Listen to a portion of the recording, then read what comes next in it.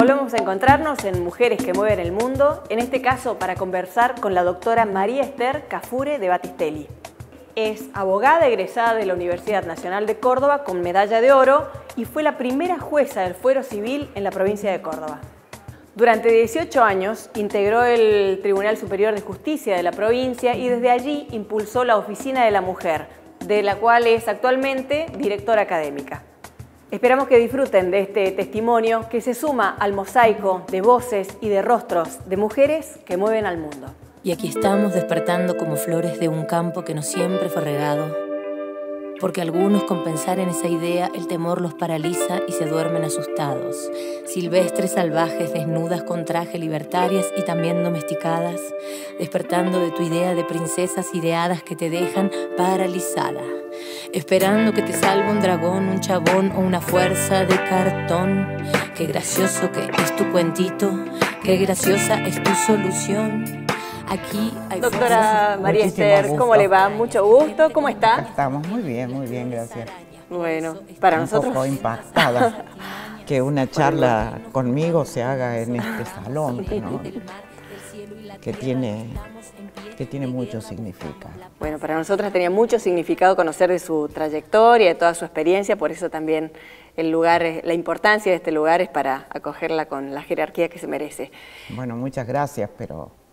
creo que es un exceso. Creo que es un exceso. Bueno, vamos a empezar. Acá se cumplen actos muy importantes de la vida universitaria, ¿no es cierto? Se entregan títulos de doctores, las aperturas de los cursos que hace el rector pueden hacerse en esta sala, visitas importantes de la universidad exponen aquí en esta sala. O sea, tiene una aureola de especial. Bueno, así va a ser de especial también nuestra conversación, pero sabemos que estuvieron ahí conversando, charlando muy familiarmente con Judith Gerbaldo, así que vamos a invitar a la audiencia a compartir esa primera charla. Bueno, vamos a ver.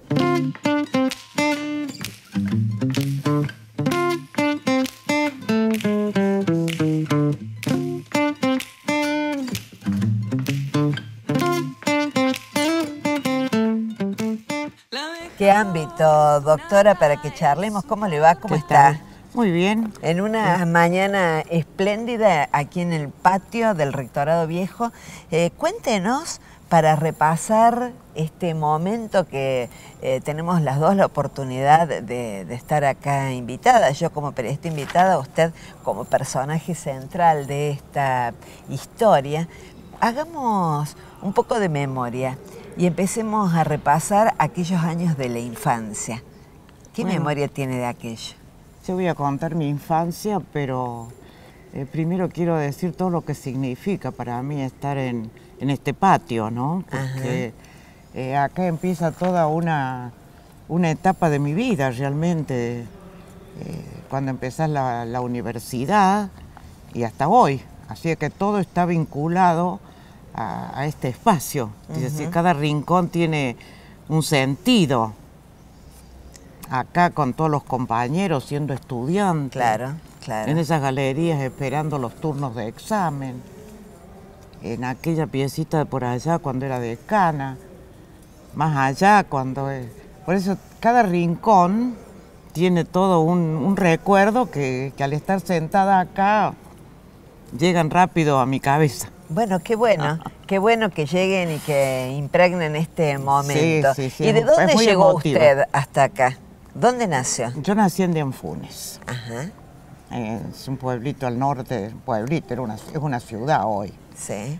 Así que de allí salí a los 10 años, 9 años, y ya me vine a vivir a Córdoba. Ajá.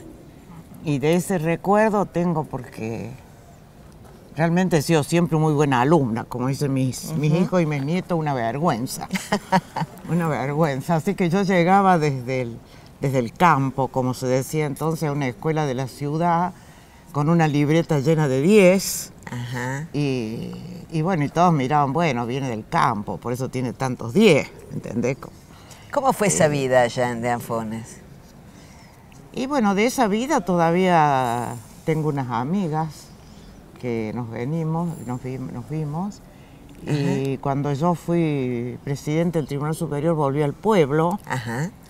Y bueno, y me designaron ciudadana ilustre del pueblo. Que está hermosa de Anfunes. Sí, ahora está más lindo, pero en ese tiempo era un pueblito chico, ¿no es cierto? Donde aún está la casa donde yo viví. Y hay mucha gente que es amiga mía. Claro. Que vive en el pueblo. Y bueno, de aquella época usted dice que se vino a la ciudad de Córdoba. ¿Cómo era, tanto allá como acá, la vida en el seno de la familia Cafure? Bueno, mi familia era una familia de clase media. Éramos 5 mujeres cuando venimos acá, las hijos. Mi primer hermano varón nació acá en Córdoba. Mi escuela primaria estaba relativamente cerca, por eso recuerdo mucho el 5º grado que me hizo sufrir la maestra porque me tenía que bajar la nota. Terminé en 6º grado como abanderada. Y bueno, y después el recuerdo del tranvía, ¿no es cierto? Que había que llegar al centro para ir al secundario, que era el Liceo Señorita, yo vi el Liceo Señorita. Le digo que aún las compañeras de ese secundario nos reunimos mensualmente.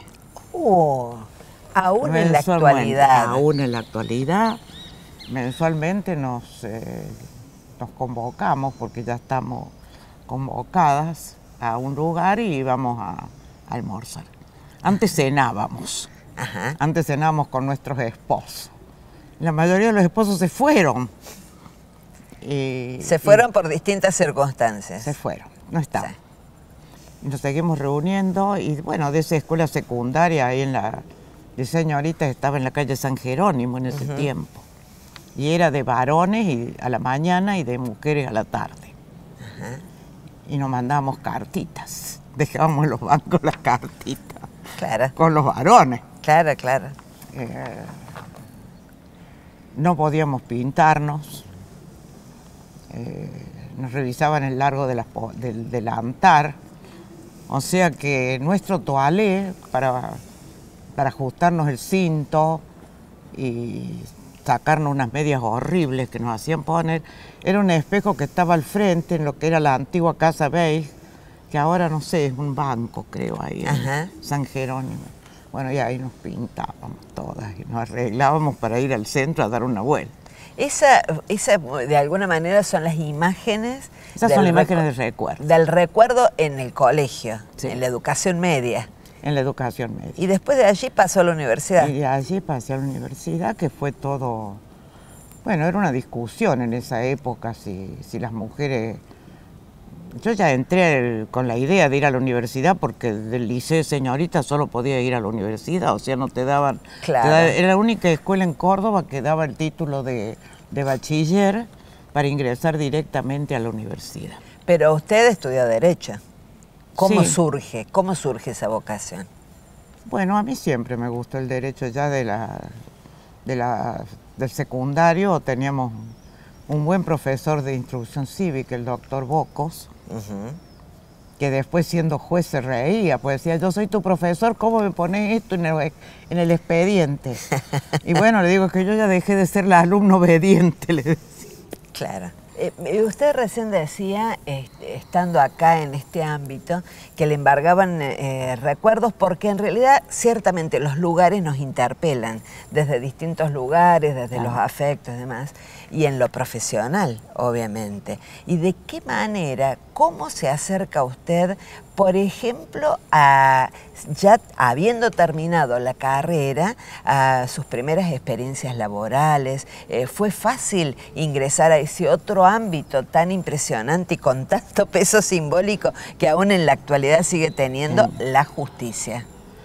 Bueno, recuerden ustedes que el tiempo, los años en que estamos, ¿no es cierto?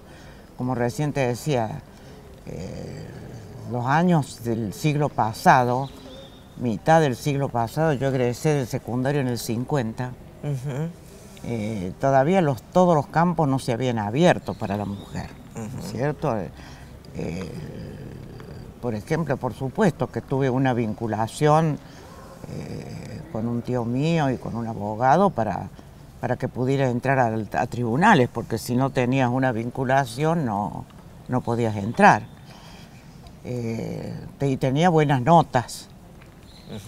Yo estaba en 4º año de la facultad recién, no me había recibido cuando entré a la universidad y justamente ayer saludé a quien era jefe de esa oficina, doctor Porcel de Peralta, por sus 90 años.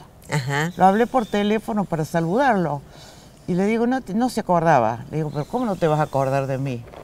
Entonces cuando le di mi apodo, que es de lo más gracioso. ¿Cuál es el apodo?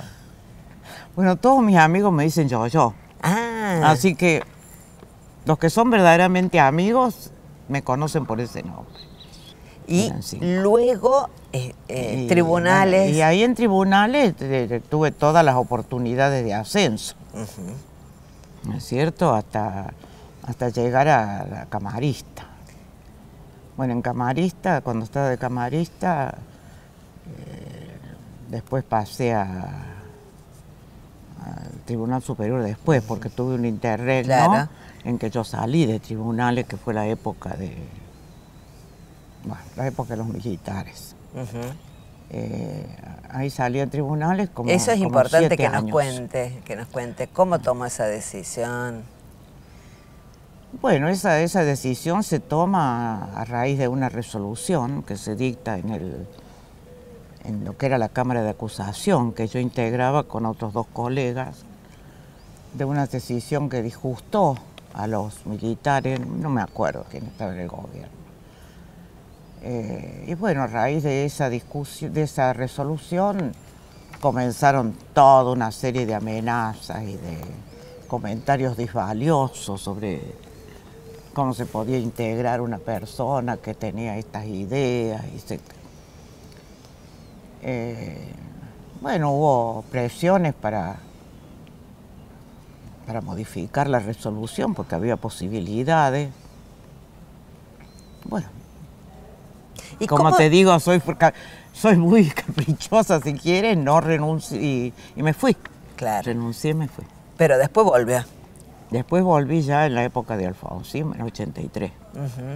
¿Y cómo se dio la oportunidad de ser la primera jueza en este contexto y con esta historia que venimos recorriendo? Y será el destino. Será el destino, digo, como siempre hubo hombres que me abrieron la puerta porque eran varones. ¿No es cierto? O sea que uno dice que no necesitamos, es indispensable nuestra buena relación con el varón, porque al final ellos son en alguna medida quienes facilitan los espacios. Después los vamos ganando, ¿no es cierto? Como yo me acuerdo, por ejemplo, cuando estaba de decana de la Facultad de Derecho, fui a hablar al presidente del Tribunal Superior para que permitiera la entrada de los alumnos que tuvieran buenos promedios sin ninguna selección, o sea, se anotaban por promedio y ingresaban por promedio. O sea, el dedito no estaba para que entrara uno u otro. Bueno, más o menos me dijeron que me sacaron corriendo, que la selección era indispensable, que los contactos, que la ubicación social, bueno, no el promedio. Tanto es así que cuando entramos al Tribunal Superior en 95, lo primero que establecimos todo es el ingreso por concurso. ¿Cómo hizo usted para compatibilizar estos momentos profesionales con su vida personal, con su historia, con la familia? Y porque tenía un esposo maravilloso. Porque si no, combinar las dos cosas se hace muy difícil. Mi marido también era abogado, camarista, y el destino me dio una mano grandota así porque él trabajaba a la tarde y yo trabajaba a la mañana. O sea que siempre, o sea que los siempre beneficios, en esos horarios. Siempre tuvimos esos horarios. O sea que los beneficios eran muy valiosos, no solamente porque uno u otro se encargaba de los niños, sino que no teníamos oportunidad de pelearnos. Claro, ¿no? Poco intercambian la jornada. Claro, así que no había oportunidades de discutir. Aparte, no sé si será bueno o malo, pero en mi caso resultó muy bueno, que teníamos intereses totalmente distintos. Ajá. Pero sin embargo, cada uno respetaba los intereses del otro, ¿no es cierto? Mi marido era un fanático del fútbol, estaba en todas las asociaciones deportivas. El derecho era su medio de vida. Claro. Nada más. ¿Y el derecho para vos qué Y el era? derecho para mí era mi vida, mi vocación. O sea, yo tenía que ir a cursos, tenía que ir a conferencias, me iba a un viaje. Ni yo le decía no a él, ni él nunca me dijo no a mí. Pero usted ha tenido un escenario de actuación en relación al tema mujer, al tema género. ¿Usted Bueno, se define como es otra feminista? etapa. Esa es otra Ajá. etapa. ¿Cuándo? Esa etapa empieza después que me fui de tribunales. Ajá. ¿Cómo te diré? La vocación por el problema había empezado antes. O sea, mientras yo estaba ya, entonces todavía estaba en el Tribunal Superior, ¿no es cierto? Cuando empieza toda la movida de las oficinas de la mujer, de la violencia contra la mujer, que estamos en el año, qué sé yo, 2012 puede ser, por ahí, 2011. Ya desde el Tribunal Superior, graciosamente me decían tus colegas, este es tu kiosco. O sea, aténdelo vos. Ya antes había tenido otro kiosco, que era mediación. Sí, Ese era otro kiosco. que usted trabajó con el tema. Claro, Sí. en mediación trabajé mucho, que tiene un sentido distinto, pero está muy conectado con el problema de la mujer en mediación. Tanto que hoy prácticamente todas las situaciones de mediación están referidas en su gran mayoría, lo que no debe ser, pero es lo que es, a conflictos familiares. O sea, cuotas de alimentos, visitas, conflictos entre padres e hijos. O sea, esa es la mayoría de los casos que están en mediación hoy. Y lo de la Oficina de la Mujer, cuando yo salgo de tribunales, el Tribunal Superior, para que yo pudiera seguir actuando dentro de tribunales, me designa secretaria académica de la Oficina de la Mujer. Ajá. O sea que ahí sigo con la misma temática y con los mismos objetivos que tenía antes. ¿Usted siente que es feminista? Es que yo creo que feminista no es una palabra, no es una mala palabra. Ajá. ¿No es cierto? Realmente las mujeres no estaríamos donde estamos si no fuera por la lucha de tantas mujeres a las que peyorativamente las llamaron feministas. Muchas gracias. Después seguimos. La paz es la única neta, ni una menos pretendemos y por eso defendemos. Ni una menos pretendemos y por eso defendemos flores que no hay.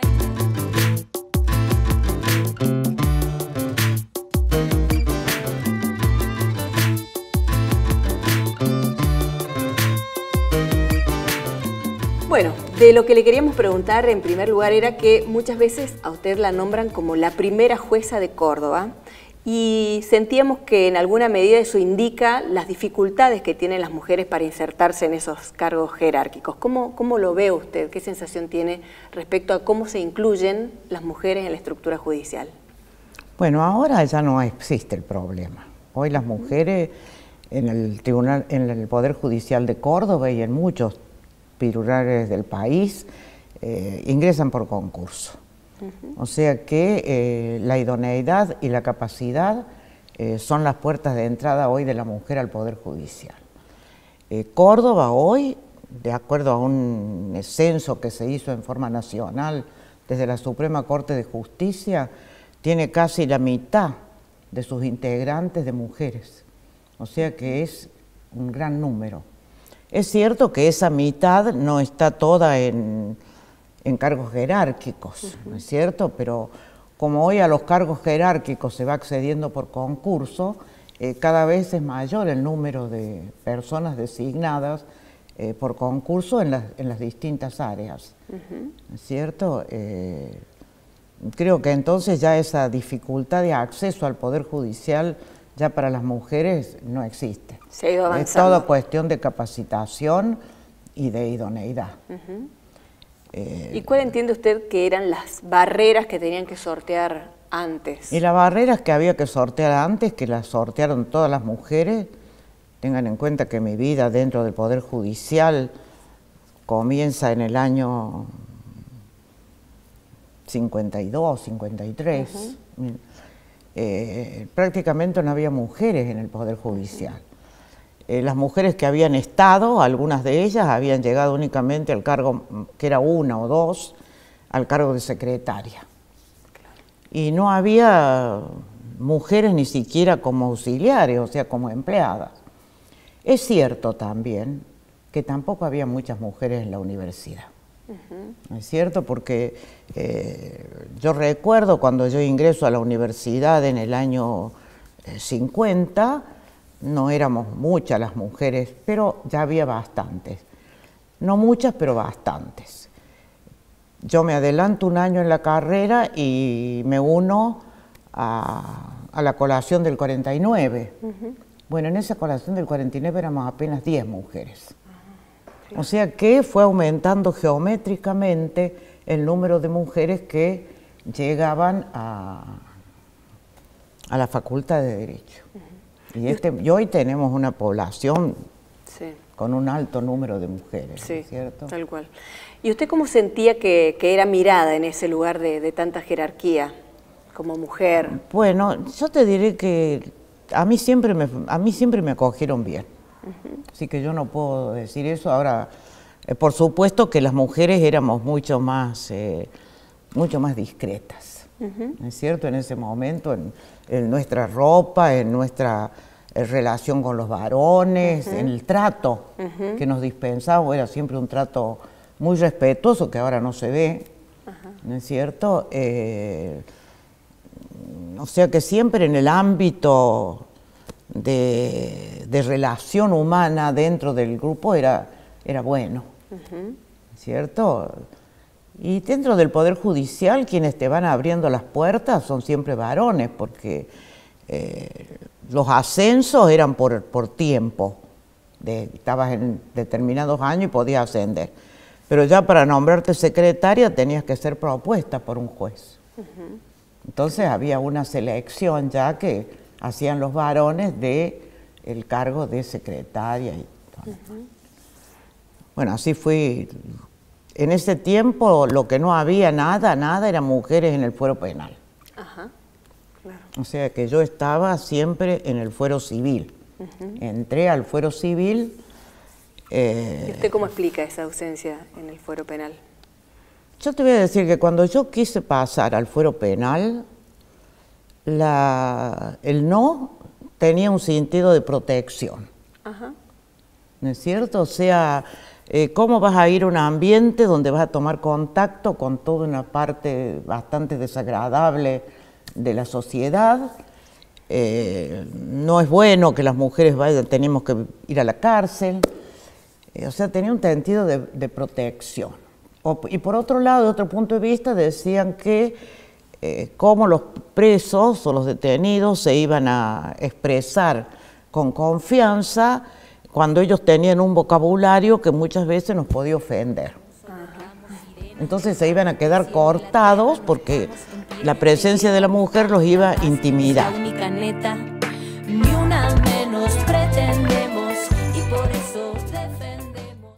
Ni una menos pretendemos y por eso defendemos flores que no hay que... Bueno, doctora, le queríamos preguntar por los inicios de la Oficina de la Mujer. Usted fue parte de esos inicios, de ese origen, que nos cuente un poco cuál era el contexto, cómo se genera, qué objetivos se propusieron. Bueno, en ese tiempo que nace esta oficina, yo era vocal del Tribunal Superior de Justicia.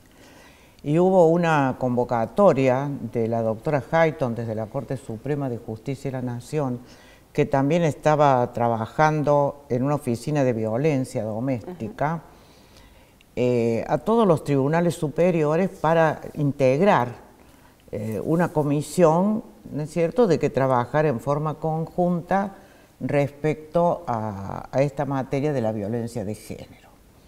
A su vez, en la Corte Suprema de Justicia también estaba la doctora Carmen Argibay, que fue quien habló realmente de oficina de la mujer. O sea, una cosa era la oficina de violencia doméstica y otra cosa la oficina de la mujer. Esta oficina de la mujer iba a tener centrada su actividad precisamente en toda una labor de capacitación dentro del Poder Judicial, de evaluación de la jurisprudencia, de registro de la situación de la mujer dentro del Poder Judicial. O sea, ese era, lo otro era actuar frente a la violencia, o sea, qué íbamos a hacer, cómo se iban a estructurar las defensas. Eran dos cosas paralelas, pero con un mismo objetivo, que era la defensa de los derechos de la mujer. Hoy, al fallecer la doctora Carmen Argibay, estas dos oficinas se han unido y se complementan mutuamente en las tareas que van realizando. Precisamente,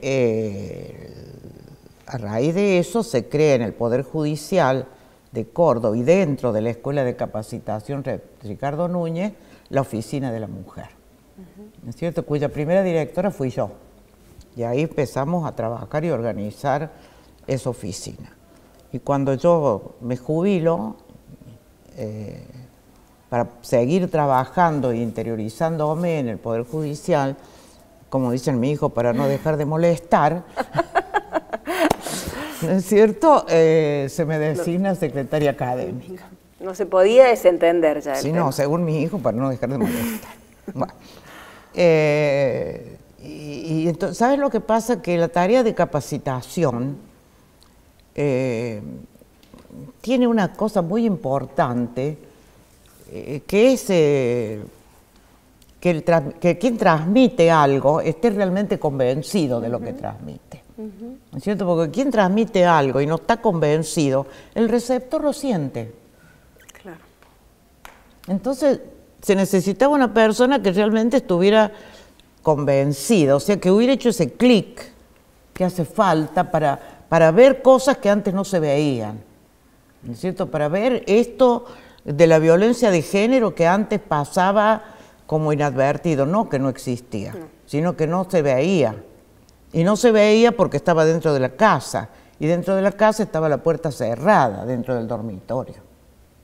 Entonces, no es que no existía, existía, porque si no, no hubiera tenido sentido que abierto la puerta empezaran a verse todas las cosas, ¿no es cierto? No, las cosas no aparecen de la nada.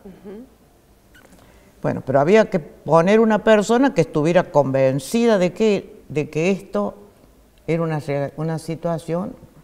Por eso dije yo, bueno, yo mucha de la gente que conozco en tribunales han sido alumnos míos, hay una especie de reconocimiento, y bueno, por eso me quedé.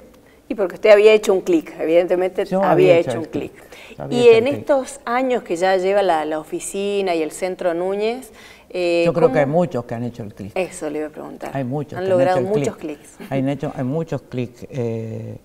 Hemos hecho muchos clics no solamente adentro del Poder Judicial, sino también afuera del Poder Judicial, ¿no es cierto? El doctor Angulo en el Poder Ejecutivo, que está trabajando intensamente hace mucho tiempo, que está vinculado con el Poder Judicial y con las políticas. Hemos hablado muchas veces esta temática y él se ha mostrado interesado en esto, ¿no es cierto?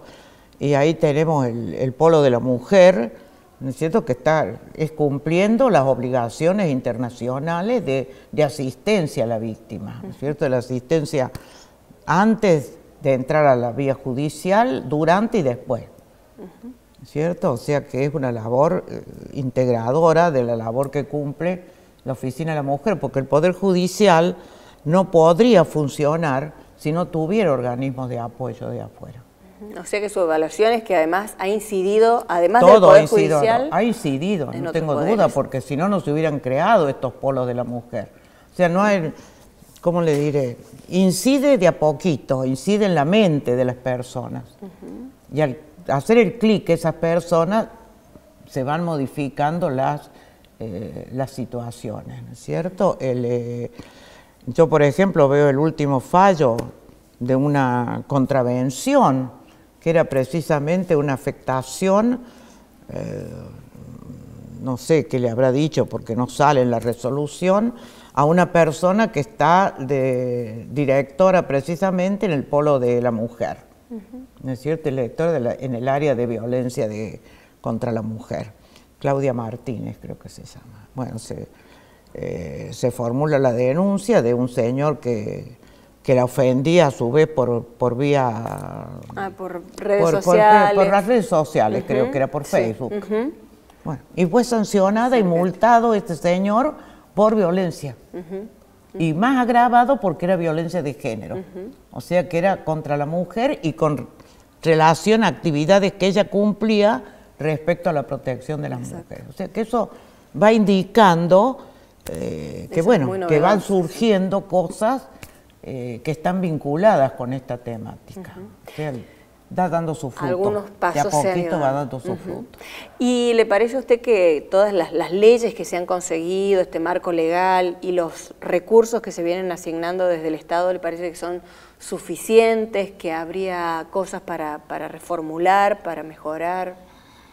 Bueno, en esta materia nunca es suficiente, ¿no es cierto? Siempre se requieren más recursos, pero aparte de los recursos de asistencia, lo que se requiere muchísimo, pero muchísimo, es la parte educativa. La prevención. Si no modificamos la parte educativa, no vamos a llegar a ningún lado, porque el clic solo se hace cuando se educa. O sea, cuando te enseño a ver. Y la educación es muy importante. Y ya empezó, el Poder Ejecutivo dice que ya tiene cursos en las escuelas, sobre todo en las escuelas secundarias para los cuarto, quinto años, que son los cursos donde empiezan las relaciones sexuales. O sea, la tarea educativa es una tarea que da frutos lentos, pero que son indispensables. Sí. En eso sí, en eso hay que poner mucho tiempo, mucho empeño, mucha capacidad y habilidad pedagógica, que no sea simplemente algo que hay que aprender y repetir de la boca para afuera, sino algo que se internaliza, ¿no es cierto? Claro. Así como sabemos que está mal robar, también está mal golpear a una mujer, también está mal insultarla. Claro. O sea, ese mal todavía no llegó. Claro. ¿No es cierto? Y usted muchas veces, tratando de seguir lo que venimos charlando, se ha mostrado preocupada por las marcas de las violencias psicológicas, además de las físicas. Y yo tenía la sensación de que quizás la preocupación sea porque a la sociedad en general le cuesta mirar las otras violencias que incluso están tipificadas en la ley. Y sí, la violencia psicológica no se mira, ni se la advierte muchas veces. Y es difícil de probar. ¿No es cierto? Por eso hay que capacitar para tratar de descubrir esas violencias psicológicas, ¿no es cierto? Porque aún dentro del marco penal entran las violencias psicológicas en materia de violencia de género, ¿cierto? Porque la materia de las lesiones comunes, el derecho penal a las lesiones psicológicas es como si no existieran, pero existe.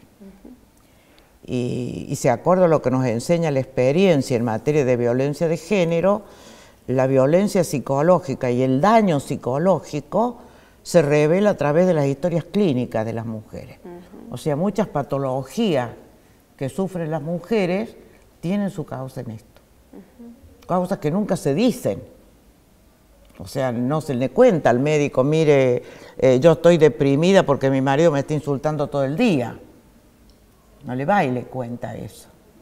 Entonces el médico le dice, está deprimida y bueno, por la edad, porque los chicos la tienen cansada, pero el eje está en otra parte.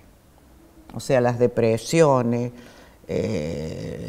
algunos tipos de enfermedades nerviosas, algún tipo de enfermedades físicas. Claro, se somatizan. ¿Sí? Somatizan situaciones de violencia que generalmente se ocultan y que los médicos tampoco investigan. ¿Cierto? Así que ese es un capítulo que se va a ir llenando mientras vayan modificándose estas situaciones. ¿cierto? Bueno, yo le vengo preguntando de las dificultades, de las barreras, pero ¿tendrá también algún logro así, alguna satisfacción que en esta carrera profesional que usted ha hecho, que pueda decir, esto realmente me enorgullece? Yo estoy muy contenta. Yo cada vez que sale una buena sentencia en esta materia, es como si me hubiera sacado un premio. 10. Lo logré, ¿no es cierto? Cuando veo que se habla del progreso de la mediación y de la necesidad de integrar, bueno, también me alegro, me alegro. Y bueno, y en la materia de la sentencia son alegrías que uno va teniendo y después se olvida, ¿no es cierto? No.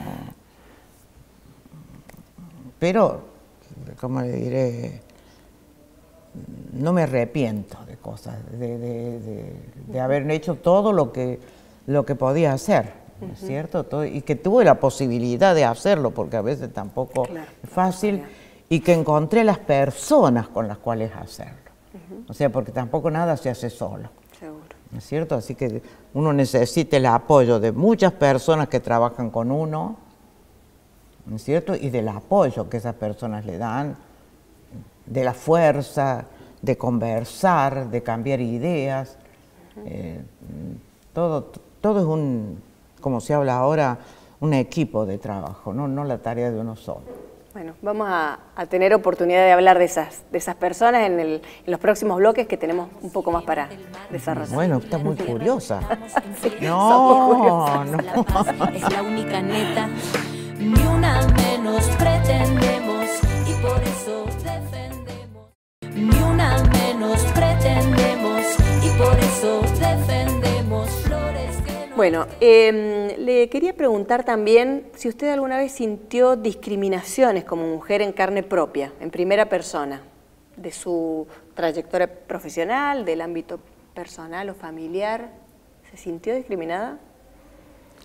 Yo nunca me sentí discriminada, sinceramente, y eso que estaba en una época difícil, ¿no es cierto? No. Salvo esa situación en que me dijeron, por ser mujer y estar embarazada tenés que ir a civil o penal, pero no era con el sentido discriminatorio, como dije, sino que era un sentido de protección. Entonces no puedo llamar que es discriminación, ¿no es cierto? Al contrario, era afecto. Claro. Yo siempre me sentí muy querida en todos los ámbitos que trabajé, ¿no? Y aún cuando estuve acá en la Facultad de Derecho, yo fui decana todo un periodo y fui secretaria académica.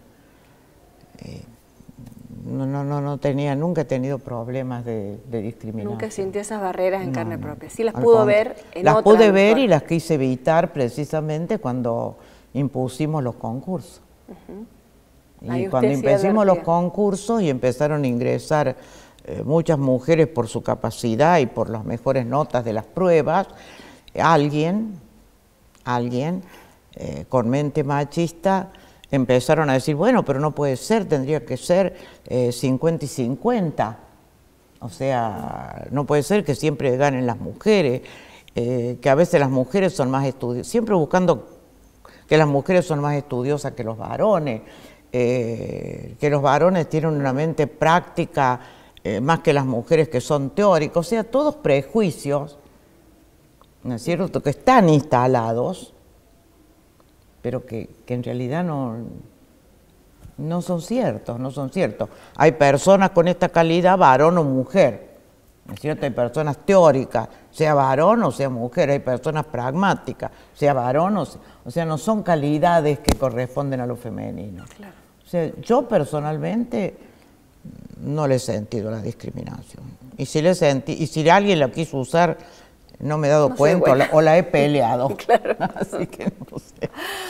Bueno, y ahora le voy a proponer, hacemos una especie de desafío con las entrevistadas, pidiéndoles definiciones así breves de algunos conceptos que andan dando vueltas, que quedan flotando en nuestra A ver, ¿qué es lo que me va a preguntar? Bueno, fácil, ¿no? Fácil, siempre fácil. El examen que sea fácil.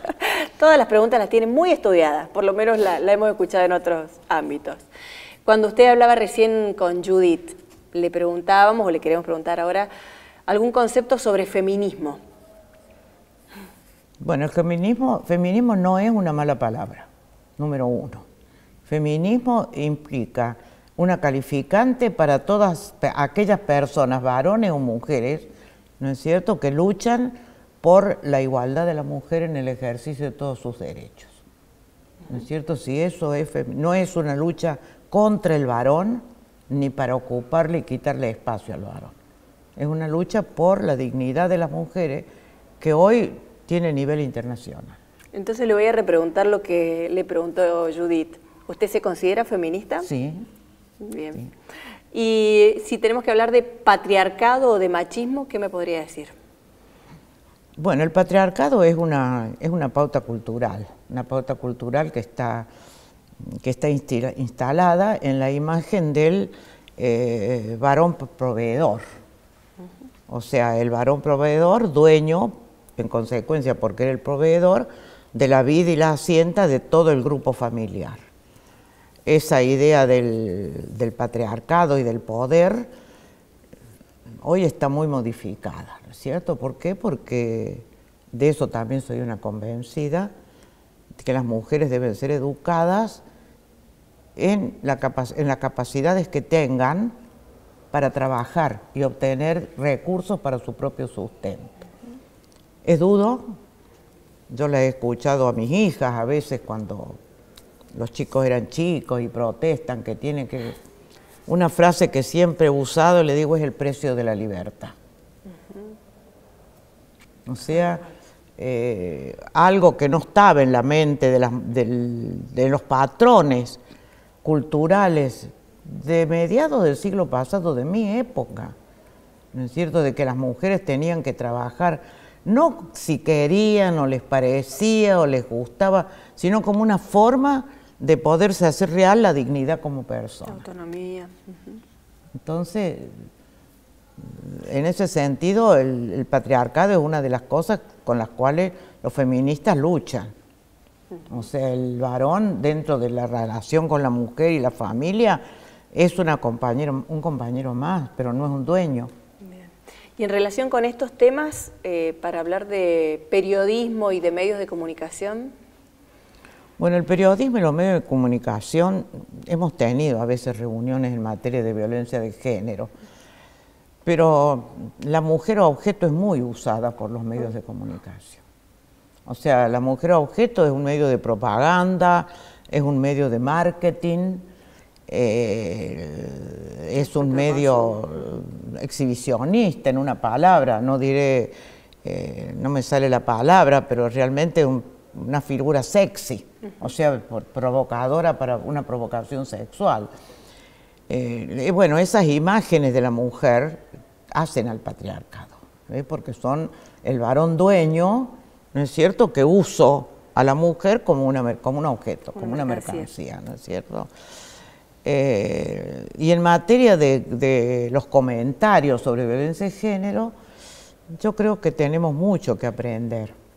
Eso no está muy pulido, pero tendríamos que conversar sobre qué es lo mejor, cómo presentar los hechos delictivos, por ejemplo, de violencia de género, cómo realzarlos, cómo aportar lo negativo y realzar lo positivo. O sea, eso es un diálogo que debe establecerse entre el periodista y por ejemplo, el abogado o quien se ocupa de cuestiones de violencia de género, para ver cómo lo llevamos a este problema al gran público. Y cómo proteger a las víctimas también. Exacto, ¿no es cierto? Y en una lucha, y como es un cambio cultural, no es para que aparezca de vez en cuando, porque hay una manifestación, porque alguien, sino que es como una gotita de agua que tendría que ser permanente. Bueno, y si ustedes hablan de un canal universitario, tendría que ser todos los días un mensaje, aunque sea repetitivo, porque en la educación, ¿cómo aprendimos? Repitiendo. ¿No es cierto? Internalizamos repitiendo. Bueno, nosotras sostenemos esa bandera, así que estamos con usted y aprovechamos también para agradecerle a la Oficina de la Mujer, que ha hecho mucho por este tema. Y para ir completando estos conceptos, si hablamos de justicia con perspectiva de género, ¿qué nos podría decir? Y bueno, es para lo que se está capacitando los jueces. ¿Y qué sería? ¿Qué significa? Bueno, justicia con perspectiva de género significa que ante un conflicto interpersonal entre dos personas vinculadas, no es el caso del ladrón y la víctima, no, sino de dos personas que estén vinculadas. ¿Qué es la perspectiva de género? Mirar que esa vinculación y esa situación no es igual que si fueran dos personas cualquiera, ¿cierto? O sea, asimilar la situación o de dominación o de desventaja estructural, que no la tengo que probar, en que se encuentra el varón con referencia a la mujer en este ámbito. Y eso incide en la prueba. ¿Cómo valoro las pruebas? Entonces, todo eso me va llevando a lo que es juzgar con perspectiva de género. O sea, investigar teniendo en cuenta la desventaja, ampliar la investigación al antes y al después de los hechos, valorarlo teniendo en cuenta las diferencias. Eso es valorar, eso es con perspectiva de género. O sea, las normas no son neutras en este ámbito. ¿No es cierto? Si yo tengo otro ámbito, ¿no es cierto?, lo uso como dos personas iguales. Acá no son dos personas iguales. Por eso hablan algunos de que es un privilegio. Claro, porque son años de no privilegio. No, es que no es un privilegio, sino que son simplemente distintas. Desventajas. Ya con esto tiene un 10 felicitado, pero... Bueno, entonces me voy, ya terminó el examen. Antes de que se vaya, nos parece muy importante reconstruir este camino que se viene haciendo en materia de derechos de las mujeres con nombres, porque son conquistas que también tienen que ver con nombres, con personas que se han comprometido, y nos gustaría conocer cuáles son para ustedes esas personas que habría que nombrar y por qué algunas. Yo no quiero nombrar porque uno empieza a nombrar y siempre se olvida de algunos, ¿no? Así pero algunos infaltables. No. Yo creo que las miembros de la Corte Suprema de Justicia y la doctora Carmen Argibay, que ya no está, han sido personas de un gran esfuerzo, ¿no es cierto? Y actualmente yo también formo parte de la Asociación Mundial de Mujeres Juezas. Bueno, esa Asociación Mundial de Mujeres Juezas también lucha por la equidad y la igualdad de las mujeres, ¿no es cierto? Comprometiendo precisamente a todas las personas que se encuentran en una situación de poder, el ejercicio de ese poder en beneficio de la mujer, ¿no es cierto? Y acá en Argentina la presidenta de la Asociación de Mujeres Juezas, de la Asociación Mundial, es una argentina. Claro, la doctora Susana Medina, que es vocal de la Corte de Entre Ríos. ¿Cierto? O sea, que ellas están luchando también al lado nuestro y haciendo cursos, proponiendo conferencias. Y por supuesto que en Córdoba también tengo que destacar el apoyo de muchas juezas que intervienen junto conmigo, ¿no es cierto?, en la asociación y del Tribunal Superior, de los empleados que tengo en la Oficina de la Mujer, ¿no es cierto?, entre los cuales no quiero olvidarme de ninguno, Ileana, Mariana, Vicky, la periodista y la fotógrafa, que ahora se me suele Maite, o sea, personas que están todos los días dispuestas a decir sí a cualquier cosa. Muy bueno. Sí. Seguramente habrá nombres que por eso digo, no quiero olvidarme de ninguno, pero es todo un grupo de mujeres, ¿no es cierto? Lamentablemente quienes se resisten a la capacitación son siempre los varones.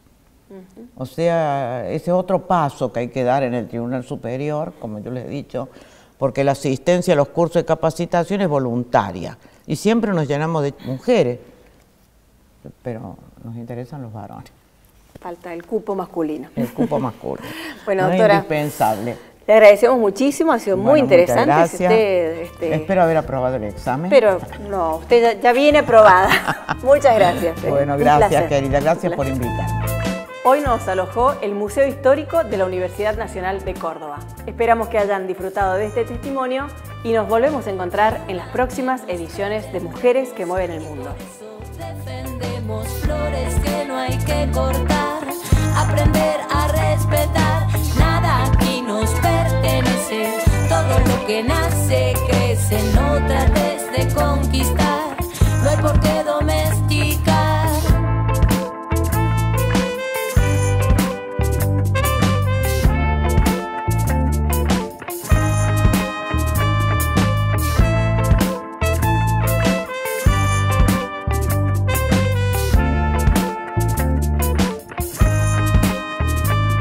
Y aquí estamos despertando como flores de un campo que no siempre fue